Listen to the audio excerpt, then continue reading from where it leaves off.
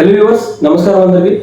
తమిళలో చూసే ఉంటారు. ఈరోజు వీడియో ఏంటంటే things required to start A career as software engineer. మీరు సాఫ్ట్వేర్ సైడ్ వెళ్దాం అనుకుంటే ఒక విషయం మైండ్లో పెట్టుకోండి.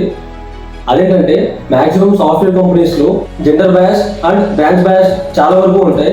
అన్ని కంపెనీస్ ఇలాగే ఉంటాయని చెప్పి నేను చెప్పట్లేదు, బట్ మాక్సిమం కంపెనీస్ ఇలాగే ఉంటాయి. ఇదివరకు సిచ్యువేషన్ ఎలా ఉంటుందంటే మంచి కమ్యూనికేషన్ స్కిల్స్ ఉండి బేసిక్ టెక్నికల్ స్కిల్స్ ఉన్నా కూడా అది జాబ్ వచ్చేసేది. బట్ ఇప్పుడు పరిస్థితి ఎలా ఉందంటే మంచి కమ్యూనికేషన్ స్కిల్స్ ఉన్నా మంచి టెక్నికల్ స్కిల్స్ ఉన్నా కూడా జాబ్ రావట్లేదు. పరిస్థితి మొత్తం మారిపోయింది. ఇందాక నుండి స్కిల్స్ అంటున్నా కదా, స్కిల్స్ 2 types డివైడ్ అయి ఉంటాయి అనమాట. ఒకటి సాఫ్ట్ స్కిల్స్, ఒకటి టెక్నికల్ స్కిల్స్. సాఫ్ట్ స్కిల్స్లో ఏమేమి వస్తాయంటే మీ కమ్యూనికేషన్ స్కిల్స్, మీ టైం మేనేజ్మెంట్ స్కిల్స్, మీ ప్రాబ్లమ్ సాల్వింగ్ స్కిల్స్, ఇలా చాలా స్కిల్స్ వస్తాయి.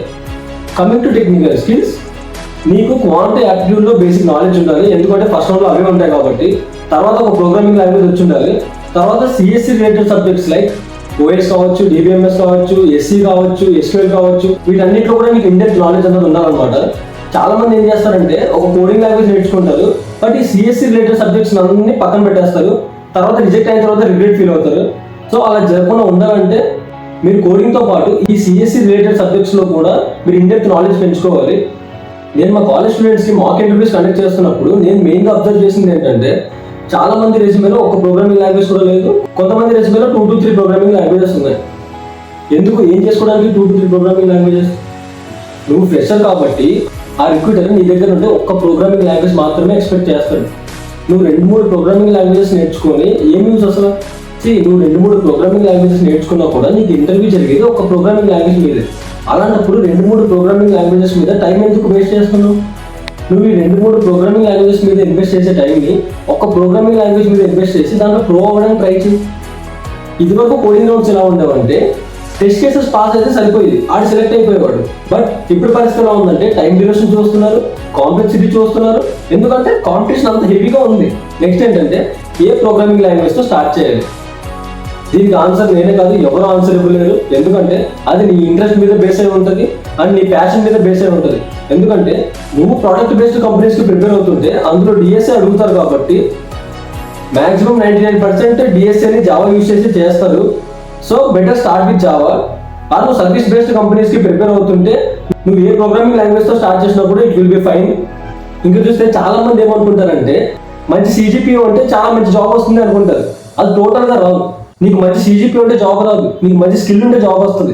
మీరు సరిగ్గా అబ్జర్వ్ చేస్తే క్లాస్లో టాపర్ కంటే క్లాస్లో బ్యాక్ బెంచర్కి ఫస్ట్ జాబ్ వస్తుంది. క్లాస్లో టాపర్ సిజిపిఏ మీద ఎక్కువ కాన్సన్ట్రేట్ చేస్తాడు, బట్ బ్యాక్ బెంచర్ మాత్రమే సిజిపిఏని పక్కన పెట్టి స్కిల్స్ మీద కాన్సన్ట్రేట్ చేస్తాడు. అందుకని ఫస్ట్ జాబ్ వస్తుంది. ఇంకా చాలా మంది ఏం చేస్తారంటే అన్ని కంపెనీస్కి ఒకటే రిజల్ట్తో అప్లై చేస్తారు. అందుకే మీరు ఎంత ఫాస్ట్గా అయితే అప్లై చేస్తారో అంత ఫాస్ట్గానే మీకు రిజెక్షన్ మెయిల్స్ వస్తాయి.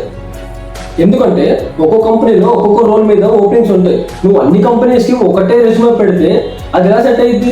అందుకే అంతే ఫాస్ట్గా మీకు రిజెక్షన్ మెయిల్స్ కూడా వస్తాయన్నమాట. ఇవన్నీ పక్కన పెట్టేస్తే నువ్వు ఆఫ్ క్యాంపస్లో కూడా జాబ్స్ అప్లై చేయాలి అనుకుంటే ఆఫ్ క్యాంపస్లో మనం జాబ్స్ అప్లై చేయడానికి మనకున్న మేజర్ సోర్స్ లింక్డ్ఇన్, నౌకరీ. లింక్డ్ఇన్ యూస్ చేసి జాబ్స్కి ఎలా అప్లై చేసుకోవాలి, ఏ కంపెనీస్లో ఎవరు రెఫరల్ ఇవ్వడానికి రెడీగా ఉన్నారు, దీని మీద అంతా కలిపి ఒక వీడియో చేశాను. డిస్క్రిప్షన్లో లింక్ ఉంది, ఆ లింక్ క్లిక్ చేసి ఇలా వీడియో చూసి నీకు క్లారిటీ వస్తుంది. ఇంకా last but not the least, నువ్వు గుర్తుపెట్టుకోవాల్సిన మేజర్ థింగ్ ఏంటంటే నువ్వు ఏదైనా కంపెనీకి రిజెక్ట్ అవుతే డిసప్పాయింట్ అవ్వకు, అక్కడే ఆగిపోకు, మూవ్ ఆన్ అయిపో. ఇంకా చాలా కంపెనీస్ వస్తాయి, చాలా ఇంటర్వ్యూస్ ఉంటాయి, వాటిలో ది బెస్ట్ ఇవ్వడానికి ట్రై చేయి. నేను ఎప్పుడు ఒకటే విషయాన్ని నమ్ముతా, సంథింగ్ బిగ్ విల్ హ్యాపెన్ అని కాదు, సంథింగ్ బెస్ట్ విల్ హ్యాపెన్ అని. సో ఈ థింగ్స్ అన్ని మైండ్లో పెట్టుకొని ఇంటర్వ్యూకి ప్రిపేర్ అవ్వండి. All best for your interviews.